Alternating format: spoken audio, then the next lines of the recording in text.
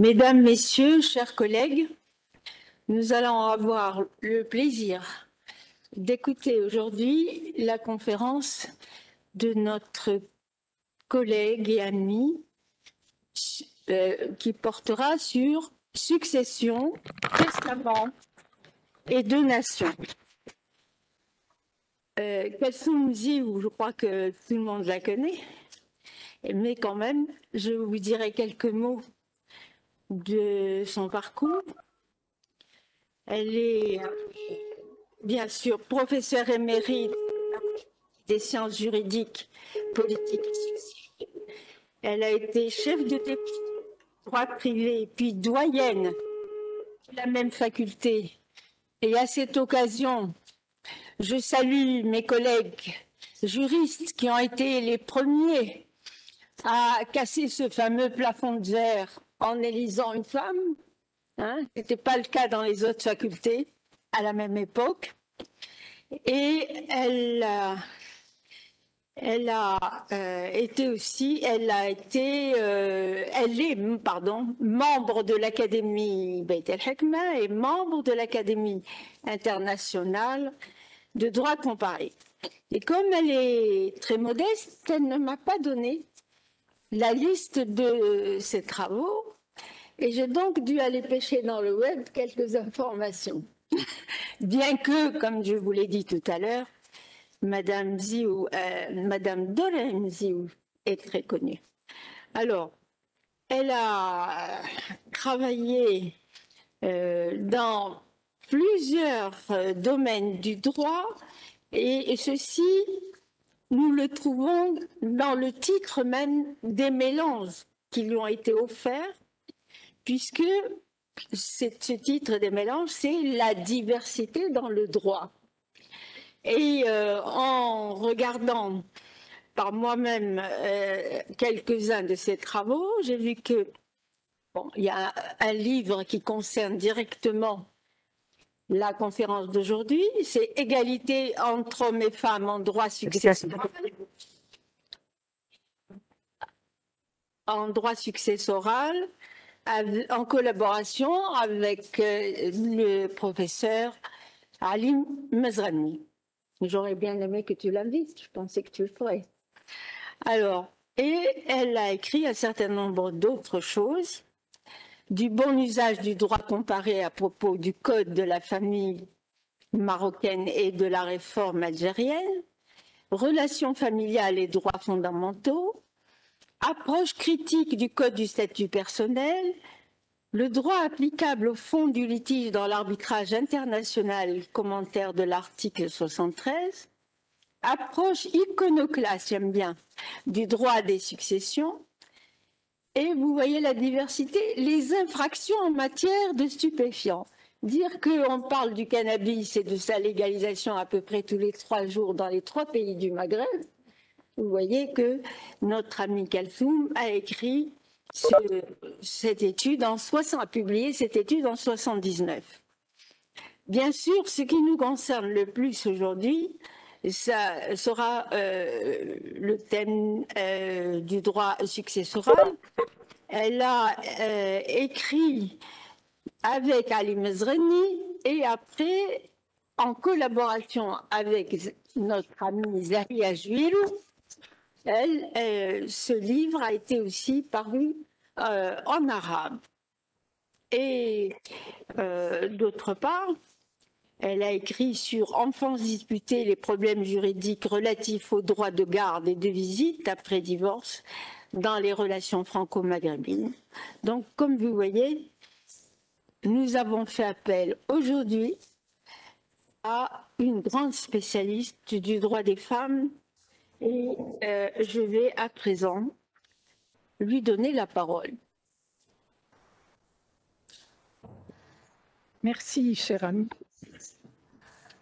Mesdames et messieurs, la question des successions a été au centre des débats avec l'initiative du président Khaïd Sebsi et les propositions de la COLIB. Juristes, journalistes, militants des droits ont donné des avis et des contre-avis. Plus encore, Ces débats se sont poursuivis aussi l'initiative du président Kait Sebsi et les propositions de la colline. Juristes, journalistes, militants des droits ont donné des avis et des contre-avis. Plus encore, ces débats se sont poursuivis dans les cercles professionnels et amicaux, au sein de familles, au sein de toutes les familles. Cette fièvre est aujourd'hui retombée. La question détrônée par des sujets peut-être encore plus brûlants. Si le calme est revenu, les problèmes n'en demeurent pas moins présents. Il convient de reprendre une réflexion plus sereine en élargissant le débat, souvent centré sur les droits fondamentaux, d'autres modes de transfert de la propriété à titre gratuit. La codification du statut personnel, œuvre du législateur de l'indépendance, s'est caractérisée par une modernité affirmée. Le législateur a une vision nouvelle de la société et une conception volontariste du droit. Il ne se contente pas d'une mise en forme d'articles, de règles puisées dans les différents rites du droit musulman. Un puissant élan réformateur sous-tend l'ensemble de l'œuvre. Avec le Code, il y a une entrée de la modernité dans la famille tunisienne. Par son contenu, le Code a changé les rapports des membres de la famille entre eux. Le législateur, de la famille traditionnelle, devenue monogamique et relativement stable, la famille se restructure autour du couple. Le législateur veille cependant à ne pas heurter la sensibilité religieuse d'une grande partie de la population. Aussi, les réformes entreprises ont été présentées dans le discours officiel dans le cadre d'une relecture de la charia. Il s'agit de procéder aux innovations qui s'imposent. En ligne, fermez vos micros, s'il vous plaît. Ça fait une intervention. On va essayer, parce qu'il y a non, c'est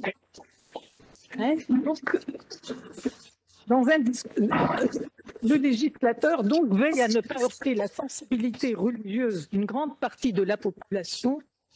Aussi, les réformes entreprises ont été présentées dans le discours officiel dans le cadre d'une relecture de la charia. Il s'agit de procéder aux innovations qui s'imposent en les rattachant au Coran et même à l'esprit du Coran au-delà de sa lettre. La démarche est fascinante. Le législateur évalue avec précision ses possibilités d'action, sa marge de manœuvre et dose avec subtilité règles puisées dans le droit musulman classique et des solutions nouvelles inspirées de l'islam. Enfin, quand les impératifs de la modernité ne s'accommodent pas aux exigences religieuses, le législateur use avec art du silence et des ambiguïtés. Cette démarche a cependant des limites. Dans le droit des successions, les données scripturaires ne se contentent pas d'indications générales, elles entrent dans le détail et laissent peu de place à l'interprétation. L'idée qu'il s'agit là de règles intangibles qui ne peuvent connaître de modifications est fortement ancrée dans les esprits. Pour beaucoup, la question successorale relève du dogme. Aussi, en 1956, le législateur a pérennisé le système successoral musulman. Il s'est montré peu interventionniste par la suite. La loi du 19 juin 1959 ajoute un article 143 bis dans le chapitre relatif au Hajj et un livre 11 relatif au testament et aux dispositions testamentaires. La matière est restée depuis inchangée et devient anachronique. Succession et testament permettent un transfert de propriété à titre gratuit Ils interviennent lors du décès de la personne. Mais un tel transfert peut également avoir lieu du vivant de la personne. Le législateur parachève le dispositif législatif relatif à la matière, la loi du 28 mai 1964 ajoute au Code du statut personnel un livre 12 relatif aux donations. Succession et donation peuvent interférer. C'est ce que nous verrons par la suite. Si une révolution du système successoral ne semble pas être de nos jours envisagée, il convient cependant d'explorer quelques pistes d'évolution. Et tout d'abord, le système successoral. Le droit successoral, comme tout droit, traduit un système d'idées et de valeurs. La transmission des biens d'une personne décédée à une ou plusieurs personnes vivantes peut se faire selon deux grands systèmes. Elle peut reposer sur la volonté de la personne, faisant prévaloir une conception patrimoniale et individualiste des successions, envisagée comme un prolongement de la propriété. Elle peut reposer sur la force de la loi, qui désigne elle-même les personnes appelées à recueillir la succession. Cette répartition successorale faite par la loi n'est pas une simple technique d'attribution des parts. Elle traduit nécessairement un mode d'organisation sociale. Le législateur impose sa conception de la famille et de la propriété. Il délimite le cercle des successives et opère leur classement. Expression des devoirs de l'individu envers sa famille, la succession doit se répartir selon certaines règles. Ce dernier système est celui du droit musulman. Le Coran avait apporté des bouleversements à la situation antérieure. Il a brisé la conception purement agnatique qui prévalait, il fait une place au conjoint survivant et impose la reconnaissance de la lignée maternelle. Le modèle juridique de la famille demeurait cependant celui de la famille patriarcale et l'agnation, la pierre angulaire de la famille musulmane. Ce système est repris dans les successions par le législateur tunisien. Arrêtez le téléphone pendant la conférence, c'est nécessaire. On retrouve dans le Code la distinction classique entre héritier fard et héritier asb. Les héritiers fard ou réservataires ont des quotes-parts fixées par la loi. Celles-ci varient en fonction de la présence et du nombre d'autres héritiers. Ces héritiers fard, ce sont des femmes et quelques hommes. Les femmes susceptibles d'être héritières sont strictement déterminées par la loi. Il s'agit seulement de la mère, de la grand-mère, de la fille, de la petite-fille du côté du fils, des sœurs et de l'épouse. Les agnas, les asb, les agnas, c'est-à-dire les mâles parents du défunt par les mâles, s'étendent à l'infini. Donc les agnas, c'est-à-dire les mâles parents du défunt par les mâles, s'étendent à l'infini. Ils se voient reconnaître le droit de recueillir la totalité de la succession s'il n'y a pas d'héritier fard, et lorsqu'il en existe, de venir au reliquat une fois les fards servis. Enfin, le privilège de masculinité est maintenu. À parenté égale et sauf exception, l'homme reçoit le double de ce que reçoit la femme. Ces règles de dévolution sont impératives. La volonté du décujus ne peut y déroger ni en modifier le régime. Les héritiers ne peuvent pas être exhérédés et le décujus ne peut pas changer l'ordre dans lequel ils interviennent à la succession. Très vite, certaines solutions découlant de ces règles ont été perçues comme inéquitables. Le législateur intervient par la loi du 19 juin 1959 pour pallier les inconvénients les plus marquants du système en vigueur. La loi de 1959 ajoute au Code du statut personnel un article 143 bis instituant et un livre 11 relatif au testament et aux dispositions testamentaires, dans lequel 2 articles sont consacrés aux legs obligatoires. Ce faisant, le législateur reste dans le même cadre, il utilise la souplesse du droit musulman et puise les solutions qui lui semblent appropriées dans les différents rites.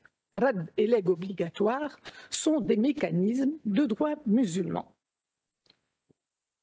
Le rad, qu'est-ce que c'est? Le rad est la technique selon laquelle, en l'absence d'héritier agna, et chaque fois que la succession n'est pas entièrement absorbée par les héritiers fard, le reliquat fait retour à ces derniers et est réparti entre eux au prorata de leur quote-part. Cette technique permet ainsi, en fait, d'attribuer aux héritiers fard l'intégralité de la succession et d'écarter le trésor public. Le législateur tunisien apporte 2 innovations par rapport au droit musulman. Selon l'alinéa 1er, et contrairement à ce qui est normalement le cas avec le RAD et ce que d'autres législations n'ont pas repris, le RAD va profiter au conjoint survivant. Celui-ci partagera le reliquat avec les autres héritiers fard et s'il est seul, il se verra attribuer la totalité de la succession. En Égypte et en Algérie, me semble-t-il, ce n'est pas possible.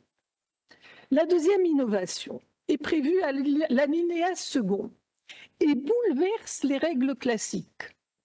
Selon ces dernières, en l'absence de descendance mâle, les filles et les filles du fils n'ont droit qu'à une part de la succession en leur qualité d'héritière fard. La descendante unique a droit à la moitié. Si elles sont plusieurs, elles ont droit aux 2/3.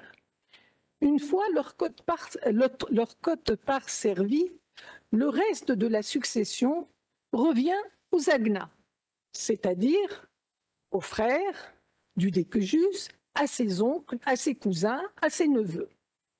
Désormais, selon l'article 143 bis alinéa 2, les agnas, exception faite du père, sont exclus par les filles et les petites filles et les filles du fils. Celles-ci héritent de la totalité de la succession. Cette disposition est très importante car elle réorganise les priorités au sein de la famille. Elle introduit et affirme l'idée que la classe des descendants, même s'il s'agit de femmes, prime la classe des collatéraux, même s'il s'agit d'hommes. Désormais, mis à part le conjoint, lorsqu'une personne décède et laisse une descendance constituée de fils et de filles, de petits-fils et petites-filles du côté du fils, parce que ce n'est pas le cas pour les enfants de la fille, c'est-à-dire dans une grande majorité de cas, l'intégralité de la succession sera absorbée par la ligne verticale ascendant-descendant. Avec la réforme, la famille qui compte, celle envers laquelle le défunt a des devoirs, n'est plus constituée par les agnas. La famille est constituée de 2 conjoints, de leurs ascendants et descendants. Les principes régissant le corps social ne sont plus les mêmes. S'agissant du testament, le législateur reprend 2 règles de droit musulman ajoutées par la loi de 1959. On nous dit, on ne peut, je cite, on ne peut disposer par testament en faveur d'un héritier, on ne peut pas non plus disposer de plus du tiers du patrimoine. Ces dispositions s'expliquent. On ne peut disposer de plus du tiers de son patrimoine.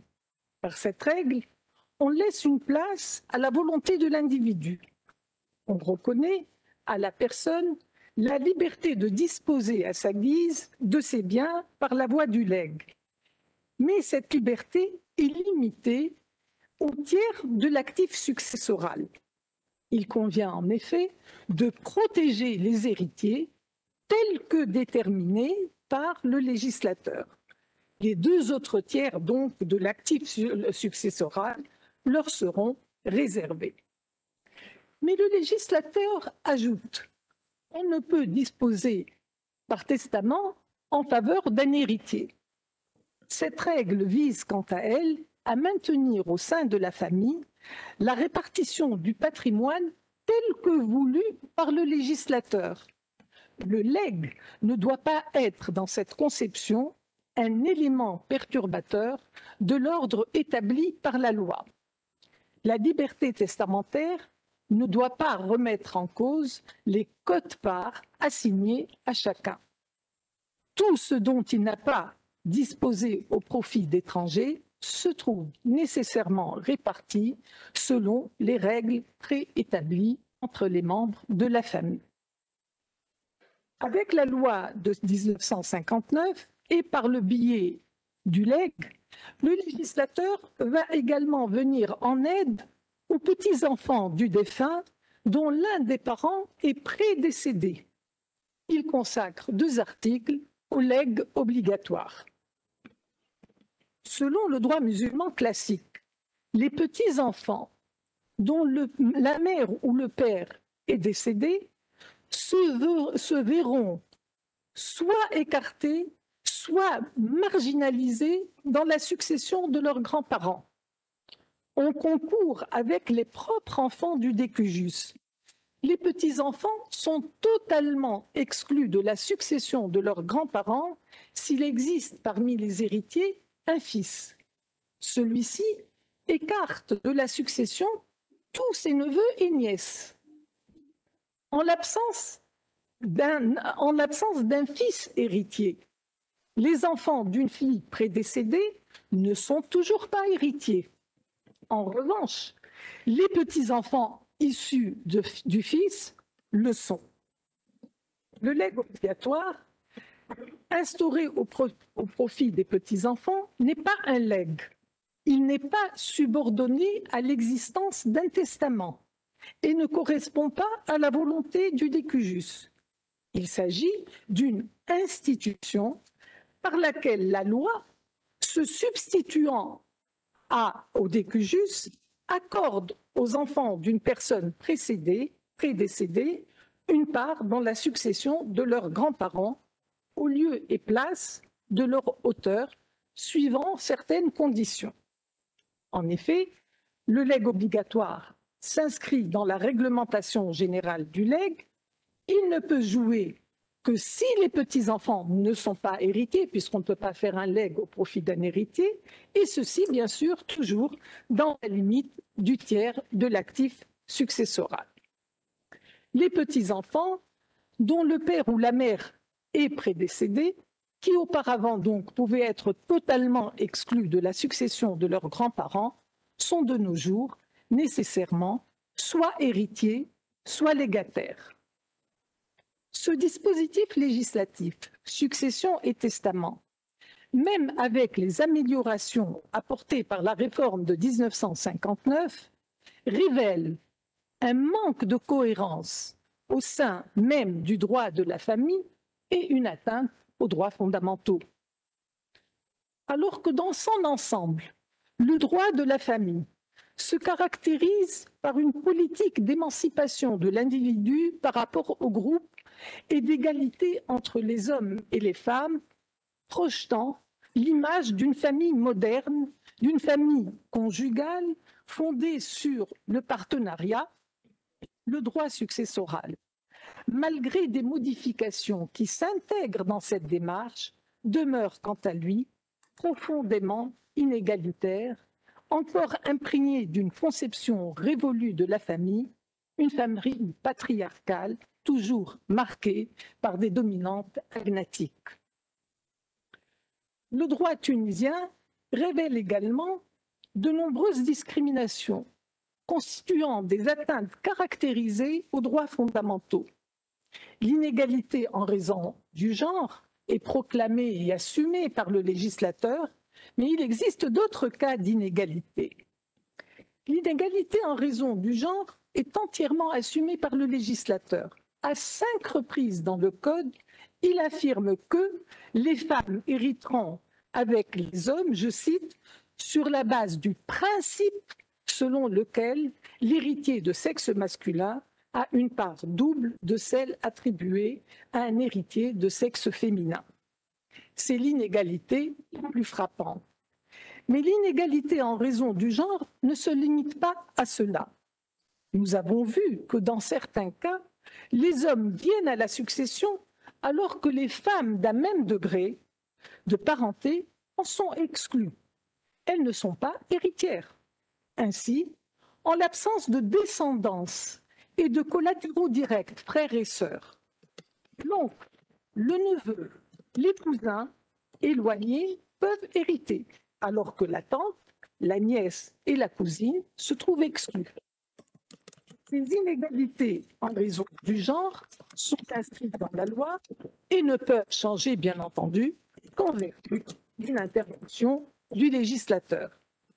Dans d'autres cas, le législateur ne se prononce pas sur la question. Dans d'autres cas, donc, le législateur ne se prononce pas sur la question, il n'affirme pas la vocation successorale, il ne la nie pas non plus. En raison de ce silence, la religion et la naissance deviennent parfois des motifs de discrimination. Un non-musulman peut-il hériter d'un musulman et vice-versa? La vocation successorale, fondée sur la parenté ou le mariage, peut être en effet écartée s'il y a un empêchement à successibilité. L'article 88 du Code du statut personnel qui concerne la matière se contente d'affirmer, je cite, « l'homicide volontaire est un cas d'empêchement à successibilité ». Plus précisément, selon la version arabe du texte, il s'agit de l'un des empêchements à successibilité. Une interprétation restrictive voit dans l'homicide le seul empêchement à succession. Mais selon certains, la formulation donne à penser que le législateur se serait contenté de proclamer un seul empêchement, de sorte que l'apostasie et la disparité du culte constitueraient...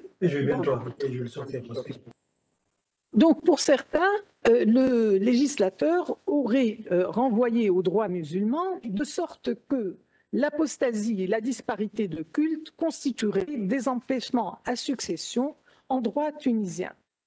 En pratique, cela signifie le plus souvent que l'épouse tunisienne ou étrangère, cela importe peu, de confession juive, chrétienne ou autre, ne peut hériter de son mari musulman, de même que le mari et les enfants, présumés de la même religion que leur père, ne peuvent hériter d'elle. La jurisprudence a commencé par interpréter le texte comme renvoyant au droit musulman. Elle a estimé qu'il ne pouvait y avoir de succession entre personnes de confessions différentes. À partir de l'an 2000, un courant se dessine en jurisprudence qui refuse de voir un empêchement à succession dans la disparité de culte. Mais ce courant, qui devient de plus en plus important, n'arrive pas à s'imposer de façon définitive. Depuis la Révolution, des décisions contradictoires sont rendues. Une décision de la Cour d'appel de Tunis, lourdement motivée, rendue en 2014, estime que les articles relatifs aux empêchements à mariage et à succession doivent être interprétés par un retour au droit musulman et se réfèrent à l'article 1er de la Constitution de 1959 qui affirme que l'islam est la religion d'État et dont les dispositions, dit-elle, ont été reprises par la Constitution de 2014. Cette même Cour d'appel va revenir sur sa position en 2016. Il est de nouveau fait appel aux droits fondamentaux et aux conventions internationales ratifiées par la Tunisie pour permettre à la veuve musulmane d'un musulman d'hériter de son mari. Le deuxième cas d'inégalité sans texte est une inégalité en raison de la naissance. Elle concerne l'enfant né hors mariage. Le législateur a promulgué le 28 octobre 1998 une loi relative à l'attribution d'un nom patronymique aux enfants abandonnés ou de filiation inconnue. C'est l'intitulé de la loi. Cet intitulé est trompeur. La loi autorise en réalité l'établissement de la filiation paternelle hors mariage. En quelque sorte, il convient, pour attribuer un nom, d'établir au préalable la filiation. L'établissement de la filiation permet, selon la loi de 1998, de faire jouer entre l'enfant et son père les règles relatives à la tutelle, à la garde, à la pension alimentaire et les empêchements à mariage. Mais la loi reste muette s'agissant de la vocation successorale réciproque entre l'enfant et son père. La doctrine est divisée. Certains ont estimé que le silence du législateur devrait être interprété en faveur de l'enfant. Toute filiation établie doit, selon ces auteurs, produire tous les effets de la filiation, y compris la vocation successorale. L'opinion aujourd'hui dominante considère que le silence du législateur vaut exclusion. Cette attitude semble avoir été adoptée par la jurisprudence. Il en résulte que les mêmes liens de filiation ne donnent pas les mêmes droits. Dans ces deux cas, le silence du législateur fait du juge le maître du jeu. Au gré des espèces et du juge saisi, la vocation successorale de l'enfant naturel et celle des personnes de confession différente sera reconnue ou déniée. Pour beaucoup de personnes, ces solutions paraissent de nos jours anachroniques, voire choquantes. Elles sont parfois corrigées par une donation. Le Code du statut personnel traite des donations en son livre 12, ajouté par la loi du 28 mai 1964. La donation est définie, je cite, comme un contrat par lequel une personne transfère à une autre personne, à titre gratuit, la propriété d'un bien. Alors que le transfert de propriété a lieu pour les successions et le testament à cause de mort, la donation est un transfert de la propriété à titre gratuit du vivant du donateur. Contrairement au legs, il n'y a en la matière aucune limite. Disposer de la chose est de l'essence même du droit de propriété. Une personne peut donc, de son vivant, donner une partie ou l'ensemble de ses biens. La donation peut être faite au profit d'un étranger, mais également au profit d'un héritier. La personne qui ne peut favoriser post-mortem un héritier peut donc le faire de son vivant. La protection des héritiers et le maintien de la répartition des biens entre eux tel que voulu par le législateur ne se retrouvent pas en la matière. Le droit de propriété l'emporte sur toute autre considération. Mais ces préoccupations se retrouvent cependant lors de la donation faite par un malade au cours de sa dernière maladie, notion également reprise du droit musulman. Cette donation est réputée legs, nous dit l'article 206 du Code du statut personnel. La requalification, ce n'est pas une donation, mais ça doit être considéré comme un legs. Cette requalification faite par le législateur emporte que le malade au cours de sa dernière maladie ne peut disposer de plus du tiers de son patrimoine et ne peut le faire en faveur d'un héritier. La donation de plus du tiers et celle faite à un héritier doivent être ratifiées par les autres héritiers pour être valables. Dans ce cas, il ne s'agit pas de protéger le donateur diminué. La solution s'explique par la protection des héritiers. Alors que la personne est encore vivante, on commence en quelque sorte par anticipation à appliquer les règles du legs et des successions. La dernière maladie n'est pas définie par le Code. La jurisprudence en a tracé les contours par référence au droit musulman. La maladie est qualifiée de dernière maladie lorsqu'elle fait craindre au malade une issue fatale. Elle l'empêche de vaquer à ses occupations habituelles et elle est réellement suivie du décès dans une période assez courte, fixe parfois à 1 an, parfois à 2.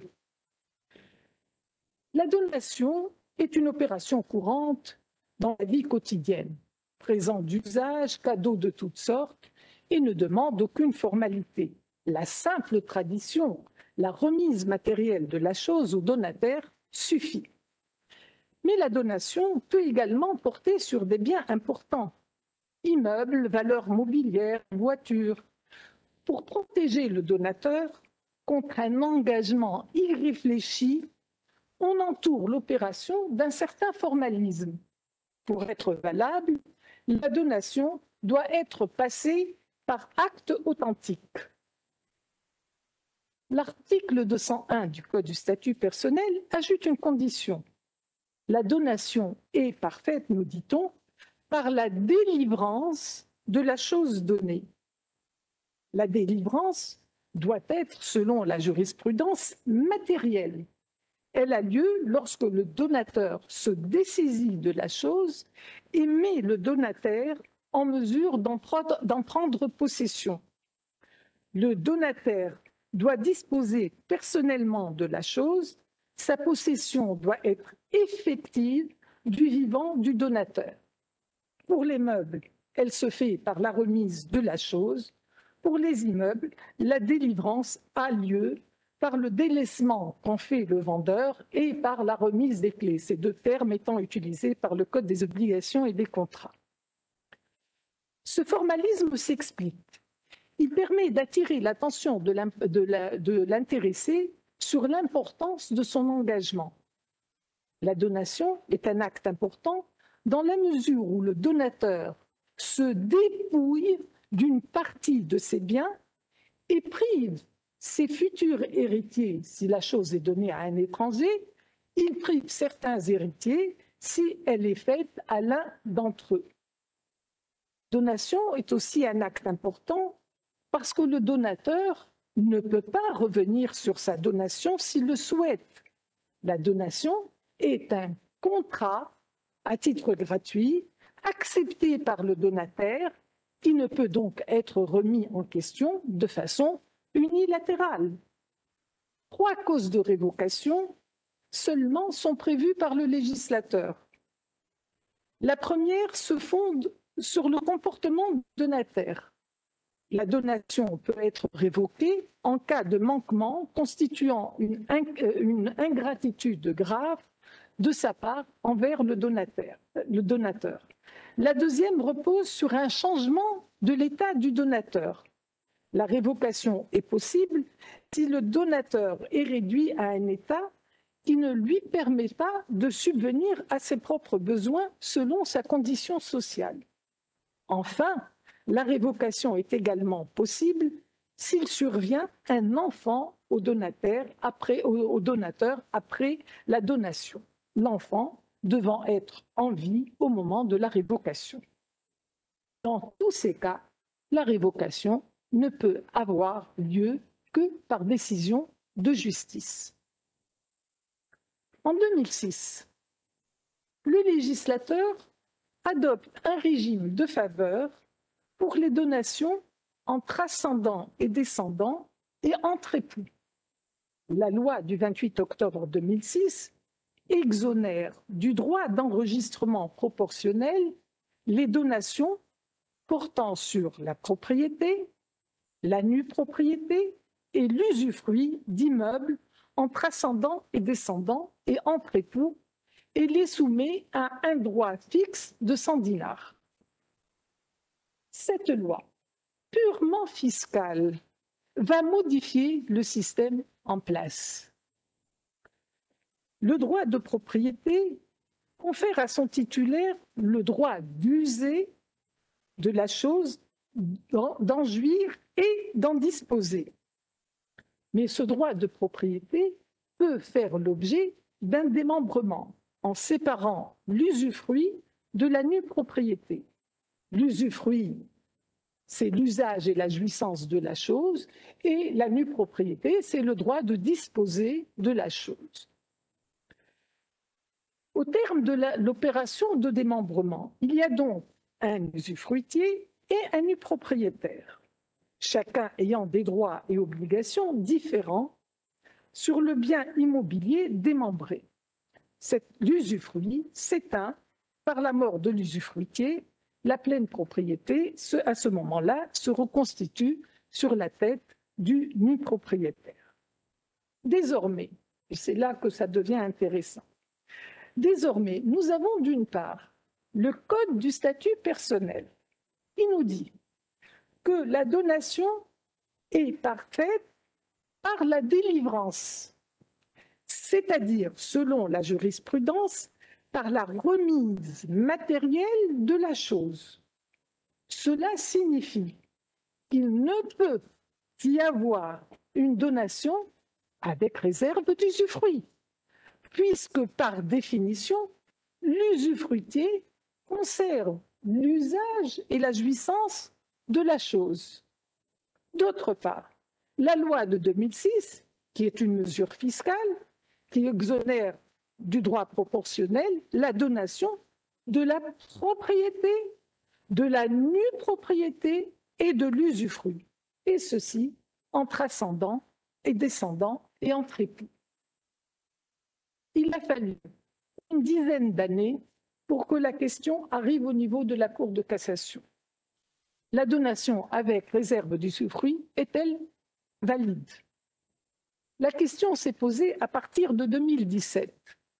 Pourquoi tout ce temps et pourquoi la question se pose-t-elle?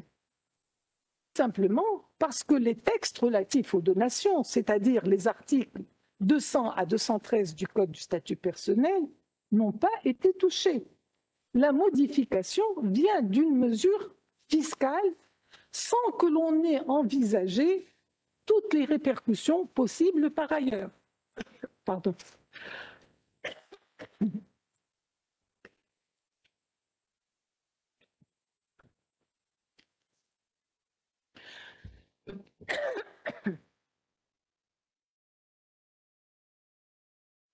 Il a fallu donc qu'il y ait des donations sans délivrance, que des contestations par les autres héritiers soient faites, que l'on aille en justice, que toutes les étapes du processus judiciaire se déroulent pour arriver enfin, en 2017, devant la Cour de cassation. Les premiers arrêts décident que la donation étant parfaite par la délivrance et celle-ci n'ayant pas eu lieu, en raison de la réserve d'usufruit, la donation est nulle. Puis, il y a eu évolution. D'autres arrêts ont estimé que la loi de 2006 étant postérieure au Code du statut personnel, il convenait de l'appliquer. Tout un raisonnement est alors mis en place concernant la délivrance, au terme duquel la délivrance qui était matérielle est devenue une délivrance juridique. La loi de 2006 est relative aux donations d'immeubles entre ascendants et descendants et entre époux. Pour l'appliquer, le juge donc a transformé La délivrance, qui de matériel est devenue juridique. Mais à partir de là, le raisonnement ne peut plus être tenu pour les seules donations au sein de la famille. Il est également valable pour les donations faites en faveur d'étrangers. Concrètement, cela signifie que désormais, une personne peut donner une partie ou l'ensemble de ses biens immobiliers à des étrangers ou à de futurs héritiers de son vivant et conserver sa vie durant l'usage et la jouissance de ces biens donnés. Les règles protectrices des héritiers et la répartition de la succession entre eux, mises en œuvre au niveau des successions et des testaments, n'ont plus cours. En tout cas, se trouve ébranlée. La donation avec réserve d'usufruit demeure bien sûr une donation. Elle peut donc, selon les dispositifs législatifs actuels, porter sur l'ensemble des biens et elles peuvent être faites à un étranger ou un héritier, mais la donation avec réserve d'usufruit ne devient effective et ne se concrétise que lors du décès du donateur, lorsqu'entrent en jeu les règles successorales. La liberté du donateur, qui n'avait pour seule limite que la nécessité d'une délivrance de la chose donnée, se trouve accrue avec la loi de 2006, puisque cette délivrance matérielle n'est plus une condition. Cette nouvelle donne ouvre des perspectives d'évolution. Pour le moment, il semble difficile, en raison du contexte social et politique, d'envisager une refonte générale du système successoral fondé sur le principe d'égalité et la non-discrimination. Il convient alors de rechercher des moyens techniques pour supprimer ou atténuer les inégalités sans soulever de fortes contestations. Certaines pistes me semblent envisageables. Deux pistes, en réalité, me semblent envisageables. Tout d'abord, la représentation successorale. La sollicitude que le législateur manifeste à l'égard des petits-enfants dont l'un des parents est prédécédé se trouve contenue, réfrénée par les principes directeurs du droit musulman classique. Le jeu du legs obligatoire amène à des cas où les petits-enfants se retrouvent avec une part de la succession inférieure à celle qu'aurait reçue leur auteur, leur père ou leur mère, s'il était en vie. Les inégalités très marquées entre les enfants d'une fille et les enfants d'un fils prédécédé laissent un sentiment de malaise. Il apparaît clairement que les moyens mis en œuvre ne sont pas en adéquation avec le but poursuivi. Il s'agit assurément pour le législateur de ne pas pénaliser les petits-enfants dont l'un des parents est prédécédé.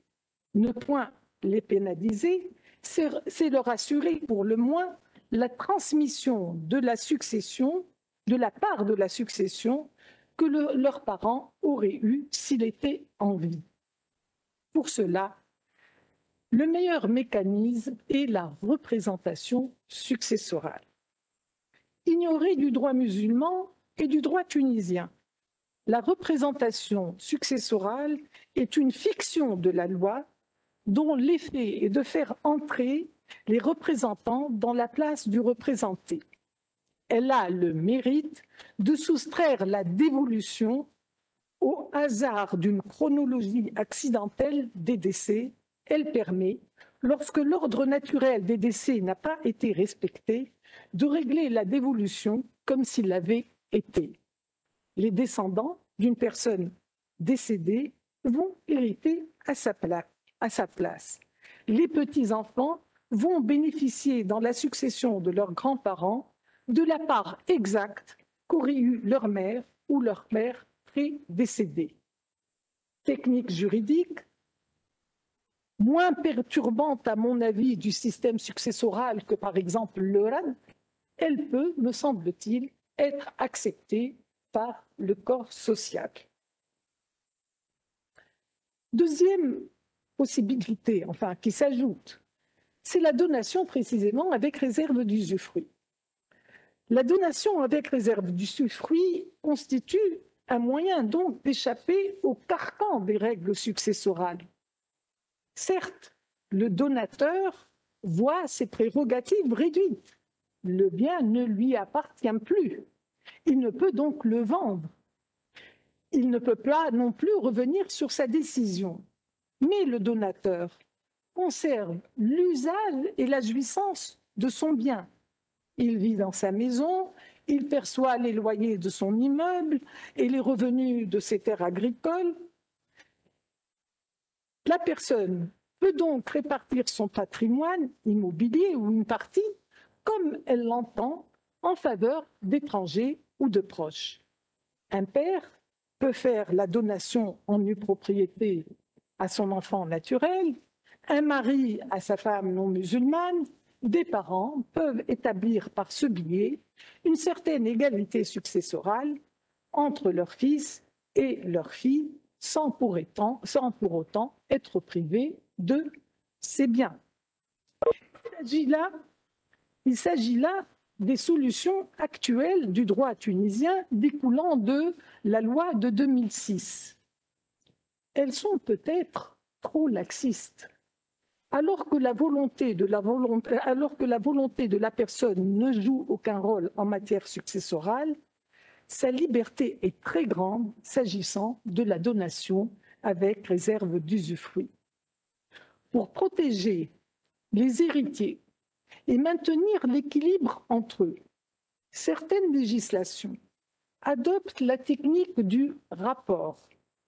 Il s'agit d'une opération préalable au partage successoral consistant dans la restitution par un héritier des biens dont il a été gratifié par le décujus de son vivant.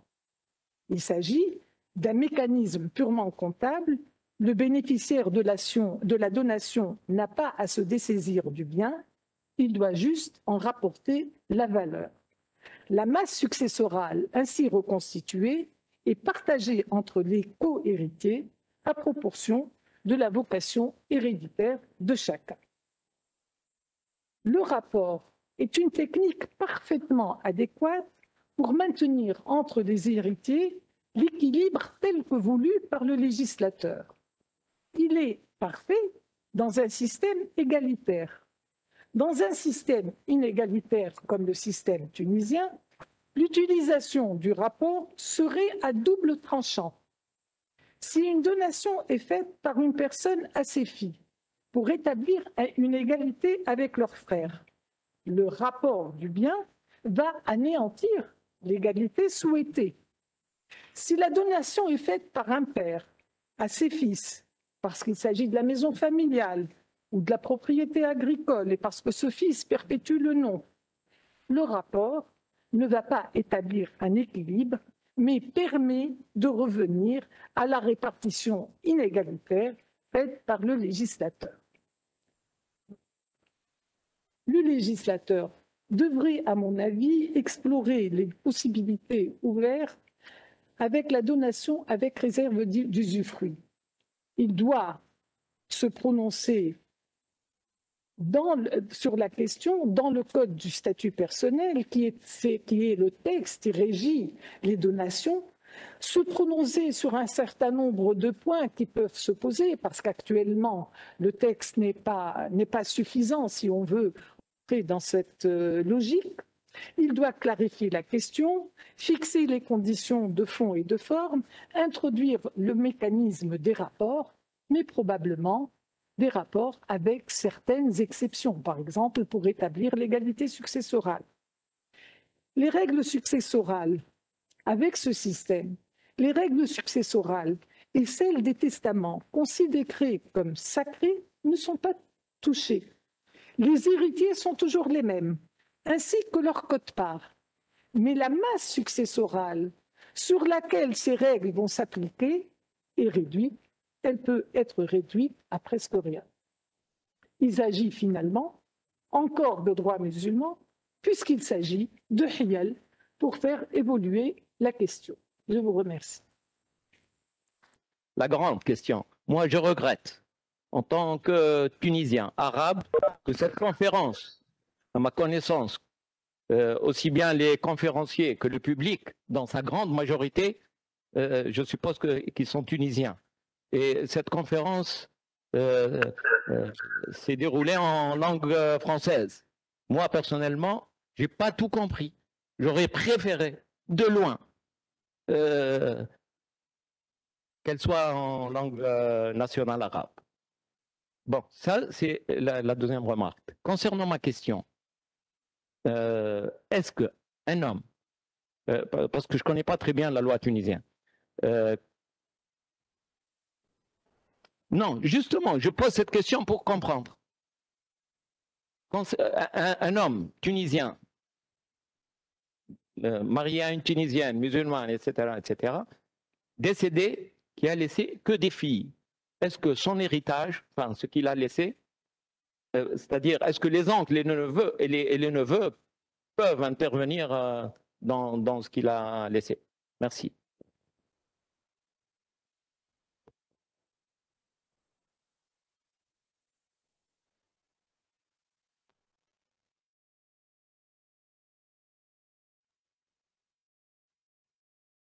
Merci. Rafla Marabit à la retraite. Je vous ai posé, Madame Ziou, une question il y a quelques années. Un homme décède, il n'est pas marié, il n'a pas d'enfant, mais il a une sœur. Est-ce que sa sœur, c'est elle qui prend l'héritage? Et votre réponse était claire. Non, la sœur ne l'hérite pas. Par contre, les cousins paternels peuvent l'hériter. Est-ce que la Colib a traité cette aberration? Est-ce qu'il y a eu du nouveau depuis les années? Je vous remercie.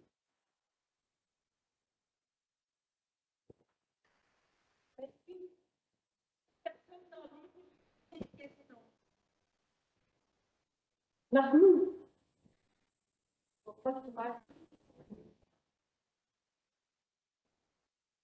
Est-ce qu'une personne en ligne peut poser une question?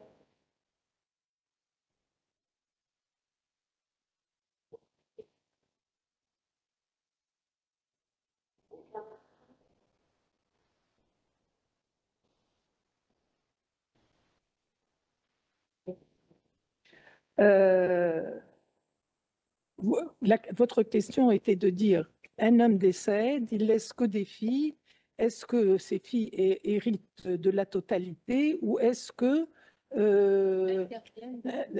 oui. Alors, c'est le cas en droit musulman. En droit musulman, la fille unique hérite de la moitié. Si elles sont deux ou plusieurs, elles héritent de 2/3 de la succession. Et le reste va aux agnas, les oncles, les cousins, etc. Avec le RAD qui a été adopté donc, en 1959 en Tunisie par le législateur, cela n'est plus possible. Actuellement, une fille, si elle est unique ou si elles sont plusieurs, elles héritent de la totalité de la succession. Elles héritent, alors il était plus simple de dire elles héritent de la totalité des successions, mais comme on est en train d'appliquer le droit musulman, on dit elles héritent d'un tiers, de la moitié si c'est une fille, elles héritent des 2/3 si elles sont deux ou plusieurs, et ensuite le reste, et elles héritent du reste. Donc, si vous voulez, elles héritent en tant qu'héritières au départ, mais ensuite, il y a cette technique du RAD qui intervient, qui fait que finalement, elles héritent de la totalité de la succession. Le RAD n'a pas été uniquement adopté en Tunisie, c'est une technique connue du droit musulman, mais en droit tunisien, la particularité, c'était que, donc le conjoint survivant, parce que le conjoint survivant il fait partie des faraïs. Donc le conjoint survivant n'a pas droit à la totalité, il a une part. Donc le législateur tunisien a dit le conjoint survivant profite du RAD. Donc si par exemple un homme décède, il laisse il laisse sa femme. Ben, sa femme, elle prend tout, alors qu'auparavant, ce n'était pas le cas. Et, mais surtout, c'est le cas que vous avez posé. Parce que dans les autres pays, dans tous les autres pays arabo-musulmans, ça n'existe pas, ça. Le fait que les filles héritent de la totalité et mettent à l'écart les agnas. Dans les autres... Non, parce que Agna n'est pas un terme. dans- الرد هذاك الرد لا الرد الرجوع يرجع حاجه ترجع الرد هكا من معناها اي الرد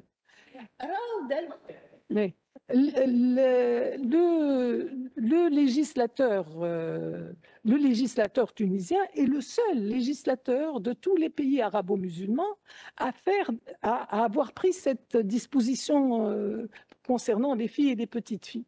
Donc, ça veut dire quoi? Ça veut dire qu'aujourd'hui, ce qui compte, ce n'est pas les agnas, les gens qui sont les parents mâles par les mâles.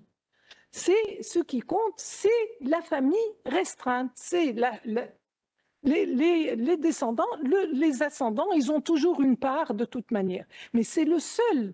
Donc la technique est connue du droit musulman, mais elle n'est pas, elle est connue du droit musulman, mais c'est le législateur tunisien a ajouté quelque chose qui n'existe.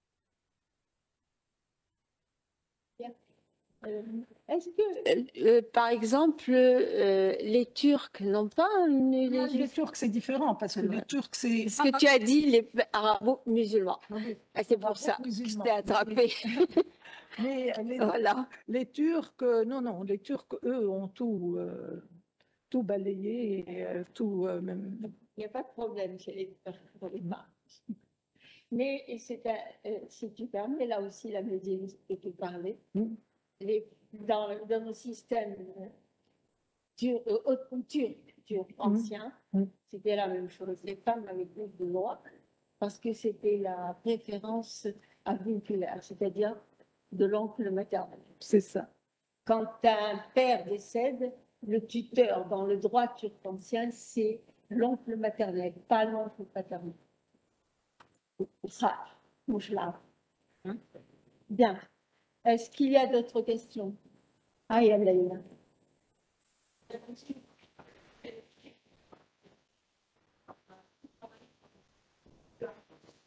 Ah, il y a une dame qui a parlé avant toi. Ah, là, c'est une question. Oui.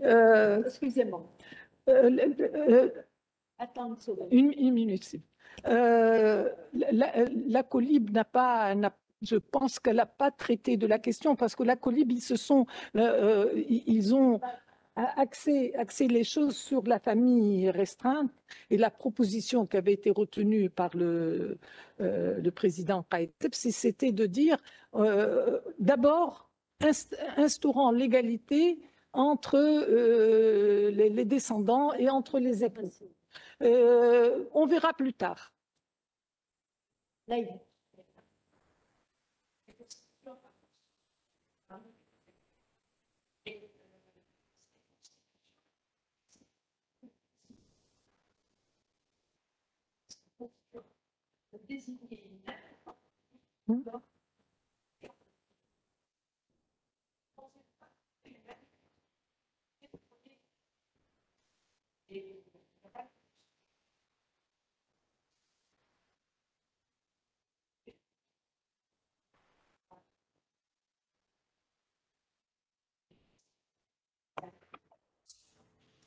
Son rôle pour protéger un bien, etc. Mais est-ce qu'il n'y a pas également cette volonté de détournement des règles du Shara, en fait? Oui, certainement. Il y a, en tout cas, on évite l'application des règles successorales et on constitue. Alors, parfois, c'est au profit des femmes, mais le plus souvent, ce n'est pas le cas. Malheureusement, le plus souvent, ce n'est pas le cas. C'est pour sauver un peu. Je pense que la société a évolué Et qu'on ne peut pas, on n'est plus une société rurale, malheureusement ou heureusement, je n'en sais rien.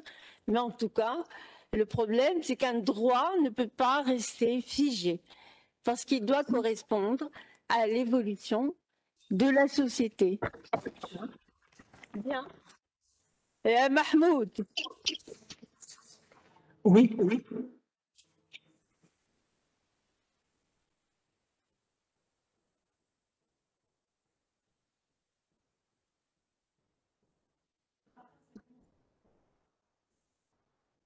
Mahmoud, Oui, oui. tu m'as dit que tu voulais prendre la parole, vas-y. Non, non, ce que je te dis, c'est que je n'entendais plus, mais là, j'entends. Je n'ai pas de prise de parole. Mais j'ai beaucoup apprécié la clarté de l'exposé, qui a l'air, dans son essence, très compliqué. Nous, on se perd là-dedans. Emna, ya Emna Belhaj Yahya, Maribel, Ah oui, Mounira, oui. tu es la bienvenue, je suis très contente. Merci. Est-ce que vous voulez intervenir, Maribel? Non, je m'excuse, bonjour. Je m'excuse parce que je suis arrivée tard. Ah, d'accord. Mais en tout cas, La j'espère prochaine fois, que vous participerez. Hein? la prochaine fois, oui. Bon, bah, écoutez, Soukaina, est-ce que tu veux participer? Soukaina. Bon, Ben, désolée, hein? ça me dit, puisque Oui. Oui, Mahmoud. je pensais qu'il y avait d'autres personnes prioritaires, mais puisque le champ m'en est ouvert, je voudrais donc, à travers pas l'héritage, mais l'autre formule qui est on peut détourner l'inégalité de l'héritage.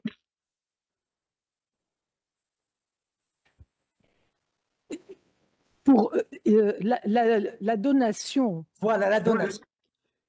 la donation et surtout la donation avec réserve de propriété. Parce que la donation, au départ, on nous disait il faut une remise matérielle de la chose. Donc, la personne qui donne va se dépouiller. Et ça, c'est un frein, si vous voulez. La personne n'a pas envie de se dépouiller de ses biens. Mais à partir du moment où il y a une donation avec réserve d'usufruit, Oui. à ce moment-là, on conserve l'usage et la jouissance de la chose. C'est-à-dire, on a un immeuble qui est composé d'appartements et qui sont loués. Tous les revenus reviennent toujours à la personne qui a donné la nue propriété et qui est restée, elle, avec l'usufruit. Donc, Oui. finalement, on ne... Oui, exactement. Donc, la personne, si vous voulez, ce frein qui existait, la délivrance, le fait de se dépouiller, n'existe plus. Oui. Et donc, par conséquent, on n'est plus enclin, si on le veut, bien sûr, on n'est plus enclin à faire une donation avec réserve de propriété. Et cette donation avec réserve de propriété permet précisément de rectifier toutes les inégalités qui existent, permettrait d'équilibrer et d'enlever toutes les inégalités qui existent actuellement dans le Code du statut personnel, à savoir bien sûr l'égalité entre hommes et femmes, mais également le fait qu'on ne sait pas trop ce qui se passe pour un enfant naturel, on ne sait pas trop ce qui se passe, ça dépend de ce que le juge va décider concernant le conjoint non musulman. Donc cela permettrait de faire des donations, de conserver l'usage et la jouissance de la chose et d'être tranquille pour... Et ce que je propose, moi, c'est que l'on exploite ce filon qui auparavant n'existait pas, qui n'existe donc maintenant qu'à partir de la loi de 2006 et à partir du moment où la Cour de cassation dit que c'est une délivrance purement juridique. Donc, à partir de ce moment-là, le législateur devrait exploiter ça parce que les textes qui sont dans le code du statut personnel sont insuffisants. Ils font donc exploiter ça pour expliquer d'abord qu'est-ce que c'est par exemple, je vous donne un exemple où il faut que le législateur se prononce. Est-ce que une donation avec réserve de propriété, est-ce que c'est la donation pour laquelle, dans l'acte de donation, il est bien dit, bien spécifié que c'est une donation, mais avec réserve de propriété? Ou bien alors, c'est ce qui se passe actuellement, ou bien alors, est-ce qu'on fait une donation sans aucune précision, mais on ne fait pas la chose? On laisse la chose, on laisse la jouissance, et c'est par la suite que les héritiers viennent dire, mais il n'a jamais délivré le bien. La donation n'est pas valable. Alors, je voudrais que le législateur dise, comme condition de forme, il faut que ce soit bien précisé au niveau de l'acte de donation que c'est une donation avec réserve de propriété. Mais à partir du moment où on dit tout simplement donation d'une propriété, c'est supposé être une donation avec une défense de la chose. Donc il y a tous ces points-là et plusieurs autres, il y a beaucoup de points qui doivent être précisés par le législateur. Oui. Est-ce que je peux... Une autre question, Madame Mzio. Est-ce qu'il y a... Mounira?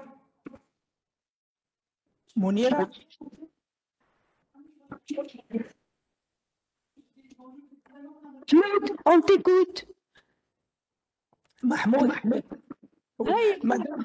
Madame la doyenne, je voudrais savoir s'il y a une taxation qui est prélevée par l'État sur cette opération et s'il y en avait une en comparaison avec l'héritage. Comment est-ce que l'une et l'autre opération sont taxées? La loi de 2006 est venue précisément supprimer le droit proportionnel et tout simplement mettre un droit fixe. Donc, c'est très favorable aux donations. Mais c'est favorable aussi bien aux donations en pleine propriété qu'à l'usufruit ou à la nue propriété. Donc, il y a les donations, je précise bien, entre ascendants et descendants et entre époux. C'est uniquement pour ces donations-là qu'il y a une disposition fiscale favorable. Pour les donations faites même à un neveu ou à un frère ou à une sœur, ce n'est pas la même chose. Il y a une taxation qui est plus importante. Oui. Et par rapport à l'héritage, est-ce que l'héritage est plus taxé que la donation? Je ne saurais pas vous dire, franchement, je ne sais pas. Merci beaucoup. Merci beaucoup. Pour dire comment la société joue un peu sur la diversité, dans les habous, c'est une chose classique. Hein. Le constituant constitue le habous selon le rite malikite, selon le rite hanifite, parce qu'il n'implique pas justement le dessaisissement immédiat. Al-haouz wal-qaboul. Vous disiez tout à l'heure pour les dons. Pour donner quelque chose, il faut se dessaisir de son bien. C'est pareil. Selon le rite malékite, quand vous constituez un bien habous, il faut immédiatement se dessaisir de ce bien au profit du bénéficiaire. Forcément, les gens n'aiment pas trop ça, donc ils le font selon le rite hanéfite, qui n'implique pas mais si par hasard il a envie de changer d'avis, lui-même, il va se plaindre auprès du Qadi Malikite pour lui dire « Oui, non, ce habous n'est pas bon, parce qu'il n'implique pas le dessaisissement immédiat. » Donc, il y a ce jeu entre les deux rites, justement, et je pense que la société en a beaucoup usé tant qu'il y avait deux rites concurrents. Donc, 90% sur l'échantillon sur lequel nous avons travaillé constituent leur habous selon le rite hanifite. Mais ensuite, ils vont au Qadi Malikite se plaindre et dire « Ah non, non, ça ne va pas, il va falloir l'annuler. » Donc, c'est vrai que cette histoire de droit pluriel est intéressante à creuser. Oui, Soukaina a tout à fait raison. C'est des droits. Je disais tout à l'heure en aparté à Kalsoum que dans le chiisme ismaélien, les femmes ont plus de droits que dans le droit malikite sunnite, quoi. Ça, c'est clair. Et donc, chez les Turcs, c'est pareil. En fait, c'est la raison pour laquelle on voit bien qu'il y a quand même une influence des traditions locales, des traditions, bon, dans le cas du chiisme ismaélien, c'est aussi en lien avec leur doctrine, hein, qui privilégie la descendance de Fatima. Donc, obligatoirement, il fallait bien rester, si vous voulez, en conformité avec ce droit. Merci beaucoup, Kelsoum. Merci à vous de vous être déplacés.